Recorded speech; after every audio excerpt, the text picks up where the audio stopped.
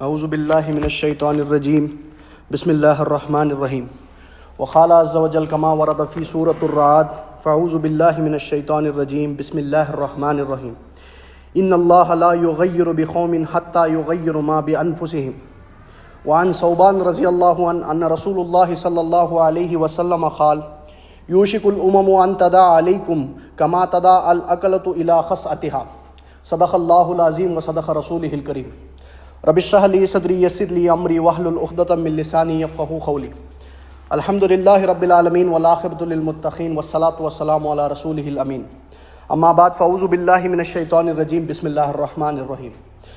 حاضرین مجلس اور محترم رفقا، السلام علیکم ورحمۃ اللہ وبرکاتہ۔ آج بڑے اہم موضوع پر بات کرنے آیا ہوں، آج بڑے اہم موضوع پر گفتگو کرنے آیا ہوں کہ آج موضوع یہ ہے کہ آج کا مسلمان ذلیل کیوں ہے، آج کا مسلمان رسوا کیوں ہے، آج کا مسلمان ذلت و رسوائی کا شکار کیوں ہے۔ دیکھیے کہ دنیا میں مسلمان ایک اکلوتی ایسی قوم ہے جو ایک اللہ کو مانتی ہے، جو ایک اللہ کی عبادت کرتی ہے، جو ایک اللہ کو پوجتی ہے۔ باقی تمام مذہب میں، باقی تمام قوموں میں اللہ کا، گاڈ کا، ایشور کا، بھگوان کا کوئی نہ کوئی تصور تو ضرور موجود ہے، لیکن توحید کی جو صحیح شکل ہے جسے ہم لا الہ الا اللہ کہتے ہیں، وہ صرف ہمارے پاس ہے، وہ صرف مسلمانوں کے پاس ہے۔ آج مسلمان نبی اللہ کے آخری رسول کی امت ہے، امت مسلمہ اللہ کے آخری رسول کی امت ہے۔ ہم وہ امت ہیں جس کی تعریف سے قرآن بھرا پڑا ہے، اور ہم وہ امت ہیں جس کے فضائل حدیثوں میں بیان کیے گئے ہیں، اور ہم وہ امت ہے جس کا مقام، جس کا امتیاز، جس کا سٹیٹس، جس کا مرتبہ کو لے کر اللہ تعالیٰ قرآن مجید میں فرماتا ہے کنتم خیر امۃ اخرجت للناس تأمرون بالمعروف وتنہون عن المنکر وتؤمنون باللہ، کہ اللہ تعالیٰ فرماتا ہے کہ اے مسلمانوں، تم دنیا کی سب سے بہترین امت میں سے ہو، کنتم خیر امۃ اخرجت للناس۔ اس کے بعد اللہ تعالیٰ فرماتا ہے تمہیں بھیجا گیا ہے، تمہیں بھرپا کیا گیا ہے تمام نوع انسانیت کے لیے۔ تأمرون بالمعروف، تم نیکیوں کا حکم دیتے ہو، وتنہون عن المنکر، اور تم لوگوں کو برائیوں سے روکتے ہو، لوگوں کو دنیا کو غلط کاموں سے روکتے ہو، وتؤمنون باللہ، اور اللہ تعالیٰ نے فرمایا کہ تم اللہ تعالیٰ پر ایمان رکھتے ہو۔ یہ ہمارا سٹیٹس ہے۔ تو خیر امت ہونے کے باوجود، کہ دنیا کی سب سے بہترین امت ہونے کے باوجود، اللہ کے رسول صلی اللہ علیہ وسلم کی امت ہونے کے باوجود، اللہ کے آخری رسول صلی اللہ علیہ وسلم کی امت ہونے کے باوجود، آج مسلمان ذلیل ہے، آج مسلمان رسوا ہے، آج مسلمان ہیوملیشن کا شکار ہے پوری دنیا میں۔ میں ذرا کروڈ الفاظ سے بیان کر دوں کہ آج اگر آپ غور کر کے دیکھیں، آپ دنیا کا جائزہ لیں، تو آج اینیمل کے بھی رائٹس موجود ہیں کہ آپ کسی جانور کو اگر تکلیف پہنچا دیں تو اس کے خلاف بھی لوگ بات کرنے کے لیے کھڑے ہوں گے، لیکن آج کوئی مسلمان کا رائٹ کی کوئی شے نہیں ہے۔ آج اگر کوئی مسلمان کا رائٹ آپ مار کے کھا لیں تو اس کے خلاف کوئی بھی بات کرنے والا کھڑا نہیں ہوگا۔ کہ رحمتیں ہیں تیری اغیار کے کاشانوں پر، تو برف گرتی ہے لیکن بیچارے مسلمانوں پر۔ تو یہ حالات ہمارے کیوں ہیں کہ آج کی ورلڈ پاپولیشن جیسا کہ آپ جانتے ہیں کہ 6 بلین ہے، 600 کروڑ ہے، اس میں 2 بلین جو ہے 200 کروڑ مسلمان ہیں، کہ 1/4 of every person in the world is a Muslim. ہم بوسٹ کرتے ہیں اس چیز کو لے کر کہ 1/4 آف دا ورلڈ پاپولیشن مسلم ہے، اور کتنی زمینیں ہیں ہمارے قدموں تلے۔ آپ چلے جائیے ساؤتھ ایسٹ ایشیا سے لے کر ملیشیا، انڈونیشیا سے لے کر اوپر چڑھتے جائیے، بنگلہ دیش آئے گا، پاکستان آئے گا، اس کے بعد افغانستان ہوتے ہوئے ایران، عراق سے پورا مڈل ایسٹ کا ریجن، اور افریقہ کا ناردرن پارٹ، اور آپ ہندوستان کو بھی کہتے ہیں کہ یہ پریڈومیننٹلی مسلم تو نہیں ہے، لیکن یہاں بھی 20 سے 25 کروڑ مسلمان آباد ہیں۔ تو کتنا چنک آف ٹیریٹری ہمارے قدموں تلے ہے، اور اس کے بعد جو نعمتیں اللہ نے ہم کو دی ہے اس دنیا کی زمین میں، کہ آج کی سب سے بڑی نعمت کیا ہے کہ پیٹرول ہے، تیل ہے، اس کے جو بڑے بڑے فیکٹریز ہیں یا جو بڑے بڑے اوریجنیشن پوائنٹس ہیں، وہ کس کے پاس ہے؟ وہ مسلمانوں کے پاس ہے، وہ مڈل ایسٹرن کنٹریز کے پاس ہیں، وہ ہمارے اندر ہے، مسلمانوں کے اندر ہے۔ لیکن آج اگر آپ آبزرو کر کے دیکھیے تو مسلمان ذلت و رسوائی کا شکار بنا ہوا ہے، کہ اتنی تمام چیزیں ہونے کے باوجود عزت نام کی کوئی شے نہیں مسلمانوں کے پاس۔ یہ کیوں ہے؟ آخر یہ سوال نہیں ہے کیا کہ ایسا کیوں ہے؟ تو اللہ تعالیٰ اس کا جواب قرآن مجید میں دیتا ہے۔ جو آیت کی تلاوت میں نے آپ کے سامنے کی، وہ سورہ رعد کی آیت نمبر 11 کا ایک حصہ تھا۔ اس آیت میں اللہ تعالیٰ کسی قوم کے عروج و زوال کا سبب بیان کرتا ہے۔ اللہ تعالیٰ فرماتا ہے ان اللہ لا یغیر بقوم حتی یغیروا ما بانفسہم، کہ اللہ تعالیٰ فرماتا ہے کہ اللہ تعالیٰ کسی قوم کے حالات کو نہیں بدلتا، کسی قوم کے حالات کو نہیں بدلتا، کسی قوم کو عروج سے زوال تک نہیں لاتا، کسی قوم پر اپنے مشکلات نازل نہیں کرتا، حتی یغیروا ما بانفسہم، جب تک اس قوم کے لوگ اپنے کرتوت نہ بدلیں، جب تک اس قوم کے لوگ اپنے کرتوت نہ بدل لیں، جب تک اس قوم کے لوگ اپنے اعمال نہ بدل لیں، جب تک اس قوم کے لوگ اپنے حرکات نہ بدل لیں، اللہ تعالیٰ کسی قوم پر عذاب یا اللہ تعالیٰ کی ذلت اور رسوائی اللہ تعالیٰ نازل نہیں کرتا کہ آج اگر مسلمان ذلیل ہے تو اس کا یہی مطلب ہے کہ آج مسلمان جو پہلے تھا اس سے آج مسلمان نے اپنے اعمال بدل لیے ہیں، اپنے حرکت بدل لی ہے، اپنے اعمال بدل لیے ہیں۔ اسی مضمون کو اللہ تعالیٰ نے سورہ نساء کی ایک آیت میں فرمائی، جہاں اللہ تعالیٰ فرماتا ہے ما یفعل اللہ بعذابکم ان شکرتم وآمنتم وکان اللہ شاکرا علیما، کہ اللہ تعالیٰ اس آیت میں فرماتا ہے کہ اے میرے بندو، اللہ تعالیٰ تمہیں عذاب دے کر کے کیا کرے گا؟ اللہ کو کچھ ملتا ہے کیا تمہیں عذاب دے کر کے؟ اللہ تعالیٰ تمہیں عذاب دے کر کے کیا کرے گا؟ اگر تم اللہ پر ایمان رکھنے والے بن جاؤ، اگر تم اہل ایمان بن جاؤ، اللہ پر تم اللہ کی شکر گزار بن جاؤ، اللہ کا شکریہ ادا کرنے والے بندے بن جاؤ، تو اللہ تم پر عذاب کیوں نازل کرے گا؟ اللہ تو نیکیوں کی قدر کرنے والا ہے نا، اللہ تو دلوں کے حال کو جاننے والا ہے، اللہ تو محبت کرتا ہے مومنوں سے، واللہ یحب المؤمنین واللہ یحب المحسنین، اللہ تو محبت کرتا ہے اہل ایمان سے۔ تو اگر آپ اللہ پر ایمان رکھنے والے بن جائیں اور اللہ کے شکر گزار بن جائے تو اللہ تعالیٰ پوچھتا ہے کہ اللہ تم پر عذاب نازل کر کے کیا کرے گا؟ یہ اللہ سوال نہیں کر رہا، یہ اللہ ہمارے سوالوں کا جواب دے رہا ہے، یہ اللہ ہمارے سوالوں کا جواب دے رہا ہے کہ آج اگر مسلمان ذلت کا شکار ہے، آج اگر مسلمان رسوائی کا شکار ہے تو اس کا یہی مطلب ہے، آج اگر مسلمان اللہ کے عذاب کا شکار ہے، اللہ کی عذاب مسلمان پر نازل ہو رہی ہے، تو اس کا یہی مطلب ہے کہ مسلمان نافرمان ہو چکا ہے، مسلمان شکر گزاری بھول گیا ہے، مسلمان نافرمان ہو چکا ہے، اللہ کا ناشکرہ ہو چکا ہے، اللہ کا نافرمان ہو چکا ہے۔ اگر ہم ایماندار ہوتے، اگر ہم اللہ پر ایمان رکھنے والے ہوتے، ہم اللہ کے شکر گزار ہوتے، اللہ کے فرما بردار ہوتے، تو ہم پر اللہ کیوں عذاب نازل کرتا؟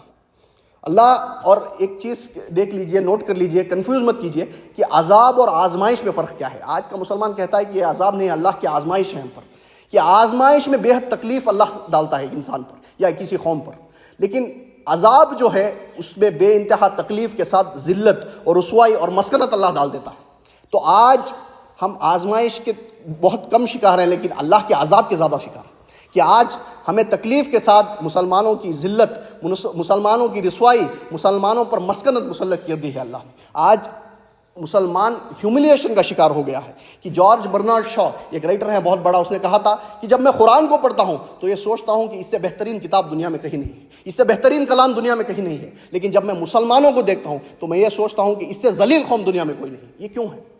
یہ کیوں ہے کہ آج ہم سوچیں کہ 1400 سال قبل 1400 ایئرس کو جب عرب کی سرزمین پر نبی اکرم صلی اللہ علیہ وسلم نے لا الہ الا اللہ کا نعرہ لگایا تھا، لا الہ الا اللہ کا نعرہ لگایا تھا، تو صحراؤں میں رہنے والے، عرب سے ایک چھوٹے سے چٹے میں رہنے والے، کہ بھیڑ بکریاں چرانے والے، اونٹوں کو چرانے والے، وہ دنیا کے سردار بنے، وہ دنیا پر حکومت کرنے لگے، کہ کیسر و کسریٰ کے بادشاہ کے آگے عمر بن خطاب کا نام لیا جاتا تھا، وہ کانپنے لگتے تھے، کہ 22 لاکھ اسکوائر میل کے رقبے پر جہاں تک آبادی ہو، جہاں تک نظر پہنچتی ہو، وہاں مسلمانوں کا جھنڈا لہراتا تھا، وہاں پانچوں وقت حی علی الصلاۃ کی آواز سنائی دیتی تھی، وہ روب تھا، وہ دبدبا تھا مسلمانوں کے اندر۔ آج وہ ختم ہو چکا ہے۔ یہ کیوں ہے؟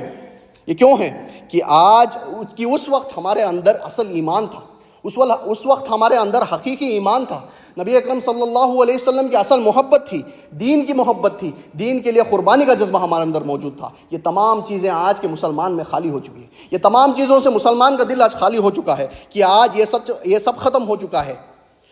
اور آج ہم نام کے مسلمان تو ضرور ہیں، ہم اسلام کے نام لیوا تو ضرور ہیں، مسلمان تو ضرور ہیں، لوگ ہمیں مسلمان تو ضرور کہتے ہیں، لیکن آج ہم اس سیلاب کے اوپر جو جھاگ ہوتا ہے، جو کف ہوتا ہے، اس کے مانند ہیں، کہ دکھائی دیتا ہے کہ بہت سارا جھاگ ہے، بہت سارا کف ہے، لیکن اگر آپ اس کو چھو کر دیکھیں تو وہ غائب ہو جائے گا، اس کی حیثیت کوئی نہیں ہے، اس کی ویلیو کوئی نہیں ہے۔ اور یہ مثال بھی میں خود اپنی طرف سے نہیں دے رہا ہوں، یہ مثال بھی اس امت کی نبی اکرم صلی اللہ علیہ وسلم نے دی ہے۔ ابو داؤد کی روایت ہے، جو حدیث کی تلاوت میں نے آپ کے سامنے کی، ابو داؤد کی روایت ہے، اور اس کے راوی ہیں حضرت ثوبان رضی اللہ عنہ۔ حضرت ثوبان فرماتے ہیں کہ نبی اکرم صلی اللہ علیہ وسلم نے فرمایا، یوشک الامم ان تدا علیکم کما تدا الاکلۃ الی خصتھا، کہ مسلمانوں، نبی اکرم صلی اللہ علیہ وسلم فرماتے ہیں کہ مسلمانوں، تم پر ایک وقت ایسا بھی آئے گا کہ دنیا کی قومیں تم پر ایک دوسرے کو دعوت دے گی، جیسے بھوکے ایک پیالے پر لوگوں کو دعوت دیتے ہیں، کہ دسترخوان بچھا ہوا ہے، اس میں طرح طرح کے آئٹمس لگے ہوئے ہیں، اور 1 مہینے کی بھوکے لائن میں کھڑے ہیں، کہ جب ایک کھا کر اٹھتا ہے تو دوسرا آ جاتا ہے، دوسرا کھا کر اٹھتا ہے تو تیسرا آ جاتا ہے۔ اسی طرح دنیا کی قومیں تمہیں مسلمانوں کاٹنے کے لیے، مارنے کے لیے، توڑنے کے لیے ایک دوسرے کو دعوت دیں کہ تو ہٹ تو میں آتا ہوں۔ آج ہمارا حال کیا ہے؟ تو اس کے بعد یہ حدیث سن کر صحابہ اکرام فرماتے ہیں، کیا ہم اس وقت کم تعداد میں ہوں گے اللہ کے رسول؟ کیا ہم اس وقت کم تعداد میں ہوں گے، کم نمبرز میں ہوں گے؟ تو اللہ کے رسول فرماتے ہیں کہ نہیں، بلا انتم یومئذ کثیرون، کہ تم اس وقت بہت تعداد میں ہوں، تم بہت نمبرز میں ہوگے اس وقت. آج جیسے میں نے کہا کہ 600 کروڑ میں 200 کروڑ مسلمان ہیں، کہ اس وقت تم بہت نمبرز میں ہوگے. بل انتم یومئذ کثیرون، لیکن اللہ تمہیں اس سیلاب کے اوپر جھاگ کے مانند کر دے گا کہ اس کی حیثیت کوئی نہیں ہے، اس کی ویلیو کوئی نہیں ہے. اور اللہ تمہارے دشمنوں کے دلوں سے تمہارے رعب و دبدبے کو نکال دے گا، تمہاری ہیبت کو نکال دے گا، اور تمہارے دلوں کے اندر کمزوری پیدا کر دے گا یا وہن پیدا کر دے گا. تو صحابہ اکرام پوچھتے ہیں کہ وہن کیا ہوتا ہے اللہ کے رسول؟ تو اللہ کے رسول فرماتے ہیں حب الدنیا و کراہیت الموت، کہ دنیا کی محبت اور موت کی کراہیت، دنیا کی محبت اور موت کی ناپسندیدگی، موت سے نفرت، یہ دو چیزیں اللہ تعالیٰ تمہارے دلوں میں پیدا کر دے گا، تو تم ذلیل و خوار ہو کے رہ جاؤ گے. یہ امت کیوں ذلیل ہے، یہ امت کیوں رسوا ہے، یہ امت آج کیوں ہیوملیٹڈ ہے، قرآن و حدیث میں جواب دے دیا گیا ہے. ایک اور حدیث دیکھیے، ابو داؤد کی روایت ہے اور اس کے راوی ہیں حضرت عبداللہ ابن عمر. حضرت عبداللہ فرماتے ہیں کہ نبی اکرم صلی اللہ علیہ وسلم نے فرمایا کہ مسلمانوں، جب تم کاروبار میں اینا کا سودا کرنے لگو، اینا ہوتا ہے ایک قسم کا سود، یا ان جنرالٹی سے سمجھ سکتے ہیں کہ دھوکہ. جب تم کاروبار میں دھوکہ کرنے لگو، تم کاروبار میں فراڈ کرنے لگو، جب تم کاروبار میں چوری کرنے لگو، تو حضور صلی اللہ علیہ وسلم فرماتے ہیں کہ جب مسلمانوں، جب تم کاروبار میں اینا کا سودا کرنے لگو اور تم گائے کی دم کو پکڑ کر بیٹھ جاؤ. اب اس زمانے میں مویشیوں کو پالتے پوستے تھے، بھیڑ بکریاں چراتے تھے، اونٹ چراتے تھے، وہی ان کی بزنس تھی، وہی ان کا تجارت تھا. تو آج کے زمانے میں اس حدیث میں آپ اپنا بزنس سیٹ کر لیجیے کہ گائے کی دم کو پکڑ کر بیٹھ جاؤ گے، کہ تم اپنے بزنس میں ہی مگن ہو جاؤ گے. اس کے بعد اللہ کے رسول نے فرمایا کہ تم کھیتی باڑی میں ہی راضی ہو جاؤ، کہ دنیا کی زمین، دنیا کی جائیداد، دنیا کی پراپرٹی ہی تمہارا ہدف ہو جائے گا، تمہارا ٹارگٹ ہو جائے گا، تمہارا گول ہو جائے گا. اور اللہ کی راہ میں جہاد کرنے کا ترک کر دو گے تم. اللہ کی راہ میں جہاد کرنا، اللہ کے دین کے لیے قربانی دینا، وہ جذبہ تمہارے دلوں کے اندر سے نکل جائے گا. نہ تم وقت کی قربانی دے سکو گے، نہ تم مال کی قربانی دے سکو گے، نہ تم جان کی قربانی دے سکو گے. اللہ کے لیے، اللہ کے دین کے لیے قربانی کا جذبہ جو ہے تمہارے دلوں سے نکل جائے گا. جب یہ تمام حالات وارد ہوں گے کہ آپ بزنس میں مگن ہو جاؤ گے، آپ دنیا کی زمین و پراپرٹی میں ہی مگن ہو جاؤ گے، کہ آپ اپنے بزنس کو پکڑ کر ہی بیٹھ جاؤ گے، آپ کاروبار میں سود لینا شروع کر دو گے، کہ آپ کاروبار میں دھوکہ اور فراڈ کرنا شروع کرو گے، اور اللہ کے دین کے لیے قربانی کا جو جذبہ ہے وہ تمہارے دلوں کے اندر سے نکل جائے گا. اس کے بعد نبی اکرم صلی اللہ علیہ وسلم نے فرمایا صلی اللہ علیکم ذلن، یہ نبی اکرم صلی اللہ علیہ وسلم کے الفاظ ہیں، کہ نبی اکرم صلی اللہ علیہ وسلم نے کہا کہ اللہ تمہیں ذلیل کر کے رکھ دے گا اس دنیا میں. یہ وہ ہستی کے الفاظ ہیں جس کی زبان سے آج تک جھوٹ نہیں نکلا، کہ اللہ کے رسول نے فرمایا صلی اللہ علیکم ذلن، کہ اللہ تمہیں ذلیل کر کے رکھ دے گا.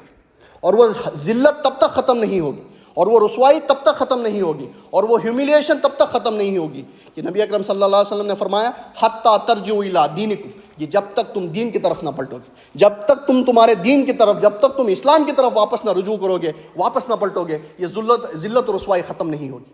نبی نے یہ نہیں کہا کہ جب تم سپر پاور بن جاؤ گے تب یہ ذلت ختم ہوگی. نبی نے یہ نہیں کہا کہ اگر تمہارے پاس بہت پیسے آ جائیں گے تب یہ ذلت ختم ہوگی. نبی نے یہ کہا کہ جب تم دین کی طرف پلٹو گے، جب تم تمہارے دین کی طرف واپس رجوع کرو گے تب یہ ذلت ختم ہوگی. حضرت عمر کہا کرتے تھے کہ اللہ نے ہمیں اسلام کے ذریعے عزت عطا کی تھی، اللہ نے ہمیں اسلام کے ذریعے عزت عطا کی. جب ہم اسلام کو چھوڑ کر کسی اور شے میں عزت تلاش کریں گے وہ عزت ہمیں کبھی نہیں ملے گی. جب ہم اسلام کو چھوڑ کر، ہم مظلوم تھے، ہم گمراہ تھے، اللہ تعالیٰ نے ہمیں اسلام کے ذریعے سے عزت دی. حضرت عمر کہا کرتے تھے اللہ تعالیٰ نے ہمیں اسلام کے اندر سے ایک پہچان دی، اسلام سے ایک عزت دی، اسلام سے ہمارا نام جانا گیا. تو اگر ہم اسلام کو چھوڑ کر، اللہ کے در کو چھوڑ کر کسی اور شے میں عزت تلاش کریں گے تو وہ عزت ہمیں کبھی نہیں ملے گی. اللہ تعالیٰ قرآن مجید میں فرماتا ہے من کان یرید العزت فللہ العزت جمیعا، کیا اے میرے بندو اگر تمہیں عزت کی درکار ہے، اگر تمہیں زمین میں اتھارٹی کی درکار ہے، اگر تمہیں عزت چاہیے تو ہر طریقے کی مالک، عزت کا مالک اللہ ہے. وتعز من تشاء وتذل من تشاء، اللہ تعالیٰ فرماتا ہے کہ اللہ تعالیٰ جسے چاہے عزت دیتا ہے اور جسے چاہے ذلیل کرتا ہے. تو یہ ایک انٹروڈکٹری ٹائپ ہو گیا. تو آئیے دیکھ لیتے ہیں کچھ پوائنٹس یا کچھ اسباب یا کچھ سبب کو دیکھ لیتے ہیں یا کچھ ریزنز کو دیکھ لیتے ہیں کہ آج جو امت مسلمہ ذلت اور رسوائی کا شکار ہے وہ آخر کیوں ہے. تو کچھ ریزنز کو دیکھ لیتے ہیں. سب سے پہلا ریزن، سب سے بڑا ریزن اور سب سے بنیادی ریزن کہ جس وجہ سے اللہ نے ہمیں یہ مقام دیا تھا، اللہ نے ہمیں خیر امت قرار دیا تھا، کہ دنیا کی بہترین امت میں سے دیا تھا، وہ ہے توحید. وہ تھی توحید، کہ اللہ نے ہمیں یہ مقام دیا تھا، ہمیں یہ مرتبہ دیا تھا، ہمیں امتیاز دیا تھا، اسٹیٹس دیا تھا، کیونکہ ہم توحید پر تھے. جب تک ہم توحید پر تھے ہم عزت پر تھے. جب تک ہماری پیشانی جھکتی تھی تو ایک اللہ کے آگے جھکتی تھی، ہم توحید پر تھے. اور جب ہم نے توحید کے ساتھ سمجھوتا کیا کہ مسلمانوں کے سر جا کر طرح طرح کے آستانوں اور درگاہوں پر سر جھکانے لگے، کہ مسلمان اللہ کے ولیوں اور اللہ کے بندوں کی خبروں پر جا کر سر جھکانے لگا اور لال کالے پیلے دھاگوں پر بھروسہ کرنے لگا، تو توحید بھی ہم سے روٹ کر چلی گئی اور عزت بھی ہم سے روٹ کر چلی گئی۔ جب تک ہم توحید پر تھے ہم عزت پر تھے، اور جب ہم نے توحید سے سمجھوتا کیا تو عزت بھی ہم سے روٹ کر چلی گئی۔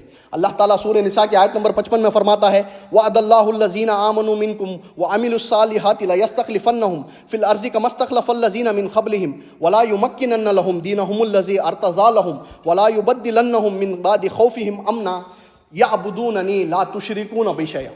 اس کا ترجمہ یوں ہے کہ اللہ تعالیٰ کا وعدہ ہے نیک بندوں سے، اللہ تعالیٰ کا وعدہ ہے اہل ایمان سے، اور اللہ تعالیٰ کا وعدہ ہے ان بندوں سے جو نیک عمل کرتے ہیں کہ اللہ ان کو اس زمین میں اتھارٹی بھی دے گا، اللہ اس زمین میں ان کو قوت بھی دے گا، طاقت بھی دے گا، عزت بھی دے گا، اور اللہ ان کو اس زمین میں چین و سکون بھی دے گا، امن بھی دے گا، اور اللہ ان کے دین کو غالب بھی کرے گا، اللہ ان کے دین کو قائم بھی کرے گا۔ شرط کیا ہے؟ یعبدوننی لا تشرکون بی شیئا، کہ اللہ ہی کی عبادت کرے اور اللہ کے ساتھ کسی کو شریک نہ کرے۔ آج مسلمان نبی اور اللہ کا سکھایا پہلا سبق بھول گیا ہے، کہ مسلمان ہو کر گلے میں تعویذ پہن کر گھومتا ہے، کہ نماز میں کہتا ہے ایاک نعبد و ایاک نستعین، کہ پروردگار اگر عبادت کرتا ہوں تو تیری ہی کرتا ہوں، اور اگر کسی کو مدد کے لیے پکارتا ہوں تو تجھی کو پکارتا ہوں۔ اور جب یہی مسلمان مسجد کے باہر نکلتا ہے تو کیا کرتا ہے؟ کہ اللہ کے بندوں کو اور اللہ کے ولیوں کو مدد کے لیے پکارتا ہے۔ یہی تو شرک ہے، کہ آپ نے کسی بھی مخلوق کو خالق کا مقام کسی بھی اعتبار سے دے دیا، یہی تو شرک ہے۔ اور یہ شرک کوئی معمولی چیز نہیں ہے، دنیا کا سب سے بڑا پاپ ہے۔ بڑے بڑے نبی، بڑے بڑے انبیاء اس شرک سے ڈرا کرتے تھے۔ حضرت ابراہیم جیسا پیغمبر، حضرت ابراہیم جیسا نبی اللہ کی بارگاہ میں دعا کرتا ہے کہ اے میرے پروردگار، مجھے اور میرے اولاد کو بت پرستی سے بچا لے، مجھے اور میری اولاد کو شرک سے بچا لے۔ اب یہ کیوں ہے؟ حضرت ابراہیم تو خلیل اللہ ہے نا، حضرت ابراہیم تو توحید والوں کے امام ہے نا، حضرت ابراہیم کو کیا ضرورت ہے ایسی دعا کرنے کی؟ جو شرک ہے وہ دنیا کا سب سے ڈینجرس چیز، دنیا کی سب سے ڈینجرس چیز ہے۔ اور فرض کیجئے اس دنیا کی زندگی میں اگر کہیں ڈینجر ہو، اگر کوئی خطرناک شے ہو، یا الیکٹرک کا ٹرانسفارمر ہے، اس کے اندر کرنٹ دوڑ رہا ہے، الیکٹرک کی تاریں ہیں، اس کے اندر کرنٹ دوڑ رہی ہے، تو باہر کیا لکھا ہوتا ہے؟ وارننگ۔ یہ کیوں لکھا ہوتا ہے؟ کہ اس شے میں اتنی خطرناک کی ہے کہ اگر آپ اس کے قریب جائیں تو آپ مر سکتے ہیں، کہ کرنٹ ہے آپ کو لگ کر مر سکتے ہیں، تو باہر کیا لکھا ہوتا ہے؟ وارننگ، خبردار اس کے قریب بھی نہ جانا۔ یہ کیوں لکھا ہوتا ہے؟ تاکہ انسان اس کے قریب بھی نہ جائے۔ تو شرک جو ہے وہ دنیا کا سب سے بڑا خطرہ ہے، شرک جو ہے وہ دنیا کا سب سے بڑا ڈینجر ہے۔ تو اس شرک سے ہمیں خود بھی بچنا ہے اور اپنے اہل و عیال کو بھی بچانا ہے۔ نبی اکرم صلی اللہ علیہ وسلم کی ایک حدیث ہے جہاں نبی اکرم صلی اللہ علیہ وسلم فرماتے ہیں کہ ہر شخص کو اپنی ہر ضرورت اللہ تعالیٰ سے ہی مانگنی، چاہے وہ اس کے جوتے کے فیتے کی ٹوٹنے کی ضرورت ہی کیوں نہ ہو۔ جوتے کے فیتے کہتے ہیں شو لیس کو، یا شو لیس کا باندھنے کا اگر طریقہ بھی نہ ہے تو نبی اکرم صلی اللہ علیہ وسلم نے کہتے ہیں کہ ہر شخص کو اللہ سے ہی مانگنا، کسی بندے سے نہ مانگو، اللہ سے مانگو۔ یہ ہے پہلی وجہ، یہ ہے پہلا سبب۔ اب اس سے آگے بڑھیے، دوسرا سبب کہ ہم ذلیل و خوار اس دنیا میں اس لیے بھی ہیں کہ ہم شریعت پر چلتے ضرور ہیں، شریعت پہ چلتے ضرور ہیں، لیکن اپنی سہولت کے حساب سے چلتے ہیں۔ جہاں شریعت کی کسی حکم پر ہمیں آسانی دکھ گئی ہم نے اس کو مان لیا، ہم اس پر عمل کر دیتے ہیں، لیکن جہاں شریعت کے کوئی حصے پہ ہمیں تکلیف آ گئی، عمل کرنے کے لیے تکلیف آ گئی، عمل کرنے کے لیے مشکلات آ گئی، ہمیں اگینسٹ دا سوسائٹی جانا پڑے، تو ہم اسے ایسے چھوڑ دیتے ہیں گویا کہ وہ شریعت کا حصہ ہی نہ ہو۔ کہ آج ہم نماز پڑھتے ہیں، اللہ ماشاء اللہ، امت کی اکثریت تو نماز پڑھتی ہے، آج ہم روزہ رکھتے ہیں، آج ہم حج و عمرے کرتے ہیں، آج ہم خنزیر نہیں کھاتے، آج ہم شراب نہیں پیتے، لیکن امت کی جو اکثریت ہے اللہ ماشاءاللہ وہ سود میں ملوث، وہ سود کھاتے ہیں۔ ہم نماز پڑھتے ہیں، ہم روزے رکھتے ہیں، ہم عمرے و حج کرتے ہیں، ہم خنزیر نہیں کھاتے، ہم شراب نہیں پیتے، آج لیکن امت کی اکثریت سود کھاتی۔ کیا سود حرام نہیں ہے؟ صرف یہی چیزیں حرام ہیں جو میں نے بیان کی ہیں، کہ سود جیسی لعنت، وہ مسلمان جو دنیا میں آیا تھا سود جیسی لعنت کو دنیا سے نجات دینا، وہ مسلمان جو دنیا میں آیا تھا سود جیسی لعنت سے دنیا کو نجات دینا، وہ مسلمان جس کے نبی نے فرمایا کہ سود کے 70 حصے ہیں اور اس میں سب سے ہلکا یا سب سے چھوٹا حصہ اس کے برابر ہے کہ کوئی شخص اپنی ماں کے ساتھ زنا کرے، کہ وہ مسلمان جس کے نبی نے فرمایا کہ سود کھانا 36 بار زنا کرنے سے بدتر ہے، کہ وہ مسلمان جس کے خدا نے قرآن مجید میں کہا فَإِن لَمْ تَفْعَلُوا فَأَذَنُوا بِحَرْبٍ مِّنَ اللَّهِ وَرَسُولِهِ، کہ اگر تم سود کھانا نہیں چھوڑو گے تو اللہ اور اس کے رسول کے خلاف جنگ کرنے کے لیے تیار ہو جاؤ۔ آج وہ مسلمان سود کھاتا ہے، آج دین کا بٹوارا کر کے رکھ دیا ہے ہم نے، جہاں آسانی دکھے ہمیں، جہاں آسانی محسوس ہو ہم اس پر عمل کر لیتے ہیں، اور جہاں تھوڑی سی تکلیف آ گئی، تھوڑی سی مشکلات آ گئی، ہم اس کو ایسے چھوڑ دیتے ہیں گویا کہ وہ ایمان کا حصہ ہی نہ ہو، گویا کہ وہ شریعت کا حصہ ہی نہ ہو۔ سورہ بقرہ میں اللہ تعالیٰ فرماتا ہے یا ایھا الذین آمنوا ادخلوا فی السلم کافہ، اے ایمان والو اسلام میں پورے کے پورے داخل ہو جاؤ۔ یہ پک اینڈ چوز نہیں چلے گا، یہ پک اینڈ ایکٹ نہیں چلے گا۔ قرآن کا ایک ٹوک فیصلہ ہے، ادھر ٹیک اٹ اور لیو اٹ. اس میں پک اینڈ چوز نہیں ہے، اس میں بٹوارا نہیں ہے کہ اسلام اور قرآن کا بٹوارا میں نہیں کر سکتا. ادھر یو ٹیک اٹ اور یو لیو اٹ. اسلام قرآن دو ٹوک فیصلہ کرتا ہے.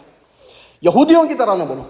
اب یہودی کیا کرتے تھے کہ تورات کو تو مانتے تھے، لیکن تورات کا جو حکم، تورات کا وہ احکام جو ان کے خواہشات کے خلاف تھے، اسے چھپایا کرتے تھے. نبی اکرم صلی اللہ علیہ وسلم کے زمانے میں ایک واقعہ پیش آ گیا کہ ایک یہودی شادی شدہ مرد نے ایک یہودی شادی شدہ عورت کے ساتھ زنا کر لیا. لوگوں نے اس کو پکڑا اور اپنے علماء کے پاس لے گئے، اپنے رابعیز کے پاس لے گئے کہ صاحب اس کی کیا سزا ہے. تو انہوں نے کہا کہ اس کی سزا یہی ہے کہ اس کی تھوڑی موڑی سزا دے دی جائے، مار پیٹ کے کوڑے لگا کر اسے رہا کر دیا جائے. اس کے بعد اللہ کے رسول کے پاس یہ کیس پہنچا تو اللہ کے رسول نے فرمایا کہ نہیں، یہ تمہاری کتاب میں لکھا ہوا ہے، تمہاری تورات میں لکھا ہوا ہے کہ زنا جب یہ شادی شدہ مرد یا عورت کرتی ہے تو اس کی سزا سزائے موت ہے، رجم ہے. تو یہودی مکرنے لگے کہ انہوں نے کہا کہ ہماری کتاب میں تو یہ نہیں لکھا ہے. تو حضور فرماتے ہیں کہ کتاب لاؤ. پھر جب وہ کتاب لاتے ہیں، تورات لاتے ہیں، تو اس آیت میں جس میں رجم کا ذکر ہے وہ چھپانے لگتے ہیں اور وہ آگے کی آیات پڑھنے لگتے ہیں. اس رجم کی آیت کو چھپا کر آگے کی آیات پڑھنے لگتے ہیں. تب نبی اکرم صلی اللہ علیہ وسلم فرماتے ہیں کہ اس آیت کی تلاوت کرو جہاں پر رجم کا ذکر ہے، تب ان کی پول کھل جاتی ہے. اللہ تعالیٰ قرآن مجید میں فرماتا ہے افتؤمنون ببعض الکتاب وتکفرون ببعض فما جزاء من یفعل منکم الا خزی فی الحیاۃ الدنیا ویوم القیامۃ یردون الی اشد العذاب. کہ کیا تم ایمان کے ایک حصے پر کیا تم کتاب اور شریعت کے ایک حصے پر ایمان لائے ہو اور دوسرے حصے کا رد کر دیا، تو کیا جزا و سزا ہوگی ان لوگوں کی جو یہ روش اختیار کرتے ہیں. کون سی روش؟ افتؤمنون ببعض الکتاب وتکفرون ببعض، کہ شریعت اور ایمان کے شریعت کے ایک حصے پر ایمان لانا اور دوسرے حصے کا کفر کر دینا، دوسرے حصے کا رد کر دینا، تو کیا سزا و جزا ہوگی ان لوگوں کی جو یہ روش اختیار کرتے ہیں. بلکہ اس دنیا کی زندگی میں ہم انہیں ذلیل کر کے رکھ دیتے ہیں، اس دنیا کی زندگی میں ہم انہیں ذلیل کر کے رکھ دیتے ہیں اور قیامت میں انہیں شدید ترین عذاب ہے. اتنا ہی نہیں، قیامت میں انہیں شدید ترین عذاب ہے. ہم مذہب اور ایک اور غلطی کیا ہے، افتؤمنون ببعض الکتاب وتکفرون ببعض، یہ تو ہو گئی دوسری غلطی کہ ہم شریعت پر عمل تو کرتے ہیں لیکن اپنی سہولت کے مطابق، اپنی آسانی کے مطابق. اسے آگے بڑھیے. دو ریزنز ہو گئے. تیسرا سبب کہ مسلمان آج ذلیل کیوں ہیں. مسلمان آج ذلیل اس لیے بھی ہے کہ ہم آج ہمارا مشن یا ہمارا مقصد بھول گئے کہ ہمارا مشن کیا تھا. اللہ تعالیٰ نے قرآن مجید میں کیا فرمایا، کنتم خیر امۃ اخرجت للناس تأمرون بالمعروف وتنہون عن المنکر وتؤمنون باللہ. کہ مسلمانوں تم دنیا کی بہترین قوم، مسلمانوں تم دنیا کی بہترین قوم ہو اور تمہیں بھیجا گیا ہے تمام نوع انسانی کے لیے. ہم نے تمہیں بھرپا کیا تمام نوع انسانی کے لیے. اور تمہارا مشن کیا ہے، تمہارا کام کیا رہے گا، امر بالمعروف کہ تم نیکیوں کا حکم دو گے، وتنہون عن المنکر اور تم برائیوں سے روکے گے، اور تؤمنون باللہ اور تم اللہ تعالیٰ پر ایمان رکھو گے. آج مسلمان اس مشن سے، اس مقصد سے غافل ہو گیا ہے. ہم نے اسلام کو آج صرف مذہب کے طور پر دیکھا ہے کہ آج ہمارے یہاں مذہب کی نماز تو موجود ہے، مذہب کا روزہ تو موجود ہے، مذہب کا حج تو موجود ہے، مذہب کا عمرہ تو موجود ہے، مذہب کی زکوٰۃ تو موجود ہے. لیکن آج وہ دین کا جو پارٹ ہے، اسلام ایک مکمل نظام زندگی ہے نا. اسلام صرف مذہب نہیں ہے، اسلام دین بھی ہے نا. لیکن دین کا جو پارٹ ہے، جو اسلام کا سیاسی نظام ہے، اسلام کا جو پولیٹیکل سسٹم ہے، اسلام کا جو سماجی نظام ہے، اسلام کا ایک سوشل سسٹم بھی ہے، اسلام کا جو معاشرتی نظام ہے، اسلام کا ایک اکنامک سسٹم بھی ہے نا، وہ تمام چیزیں کہاں ہیں آج؟ کوئی دنیا میں ایسا ایک مسلمان ملک بھی نہیں ہے جو ان تمام اسلام ضد دین فیکٹر پر عمل کر کے دکھا رہا ہو، جو تمام چیزیں نافذ کر کے قائم کر کے دنیا کو دکھا رہا ہو کہ آؤ دیکھو یہ اسلام ہے. کوئی ایک مسلمان ملک ایسا نہیں ہے جو نبی اکرم صلی اللہ علیہ وسلم کی گورننس آف مدینہ کی یاد دلا دے. کوئی ایک مسلمان ملک نہیں. کیوں نہیں ہے؟ ہم کس سے ڈرتے ہیں؟ یہ کیوں نہیں ہے؟ تو آج مسلمانوں کی غلطی یہ بھی ہے کہ مسلمان اپنے مشن کو، اپنے مقصد کو بھلا بیٹھا ہے. اور اس کے جیسے اقبال نے فرمایا تھا، ہے ہند میں ملے کو جو سجدے کی اجازت، اس ناداں یہ سمجھتا ہے کہ اسلام ہے آزاد. کہ اسلام کہاں آزاد ہے؟ اگر میں نے نماز پڑھ لی، روزہ رکھ لیا، حج کر لیا، عمرہ کر لیا، یہ بھی اسلام ہے. لیکن اسلام صرف یہی کچھ نہیں ہے. اسلام کہاں آزاد ہے؟ ہند میں ملے کو جو سجدے کی اجازت، ناداں یہ سمجھتا ہے کہ اسلام ہے آزاد.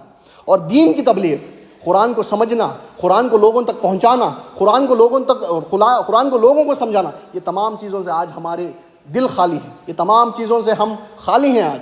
نبی اکرم صلی اللہ علیہ وسلم نے عرفات کے میدان میں فرمایا تھا فَيُبَلِّغُ الشَّاهِدُ الْغَائِبَ. یہ بہت بڑی بات کہی تھی نبی کہ پہنچائے وہ جو یہاں پر موجود ہیں ان تک جو یہاں پر موجود نہیں ہیں. کہ قرآن کو پہنچائیے کی ذمہ داری کس کی ہے؟ کہ اللہ کے رسول کے بعد کوئی نبی نہیں آنے والا، ہم جانتے ہیں. اللہ کے رسول کے بعد کوئی اور رسول نہیں آنے والا، یہ ہم جانتے ہیں.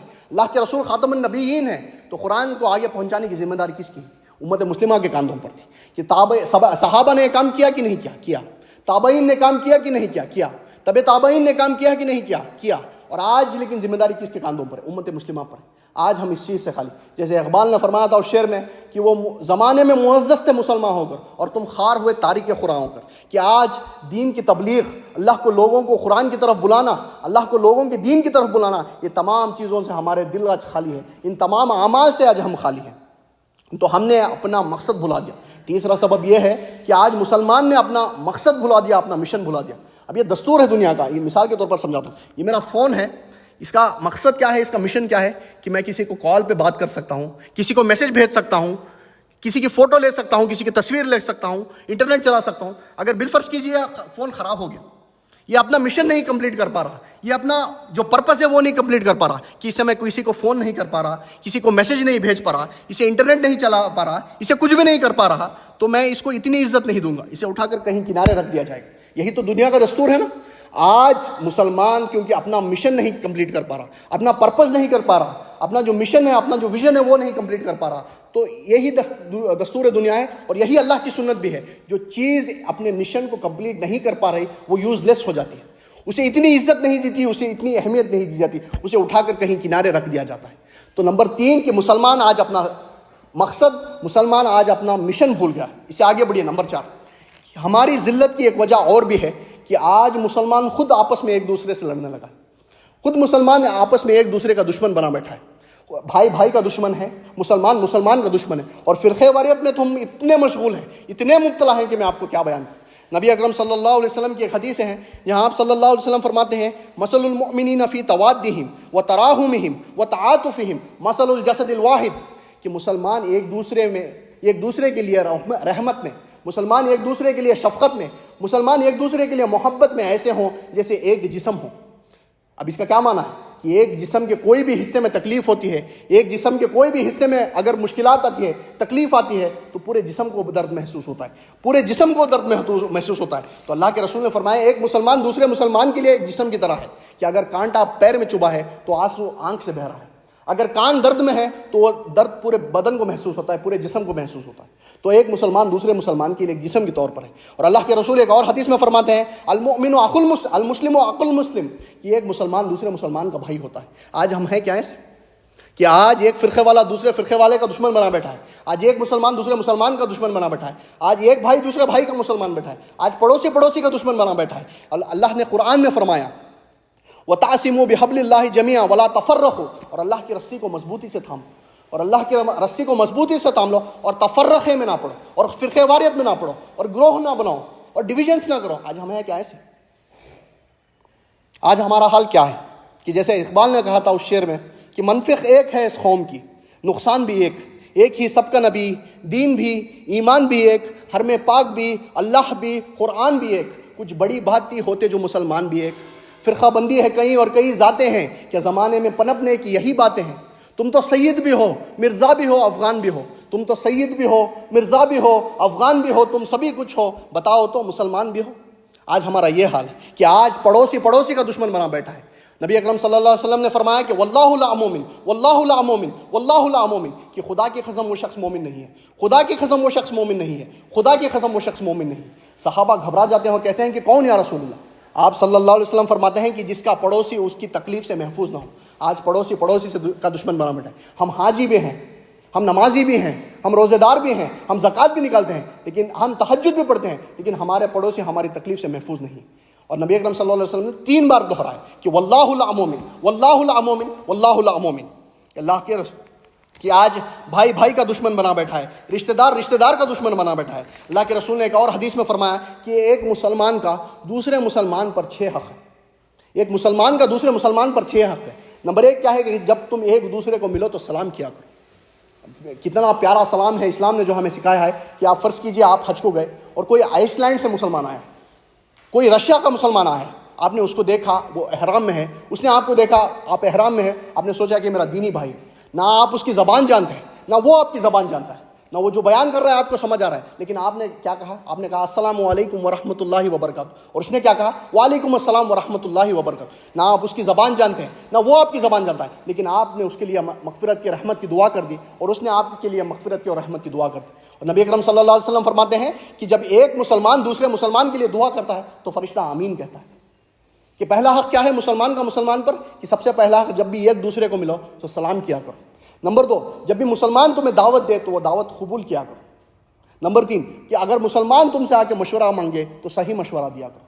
نمبر 4، کہ مسلمان اگر بیمار ہو جائے تو اس کی عیادت کیا کرو، اسے جا کر وزٹ کیا کرو. نمبر 5، اگر مسلمان چھین کر الحمدللہ کہے تو اسے یرحمک اللہ کہا کرو.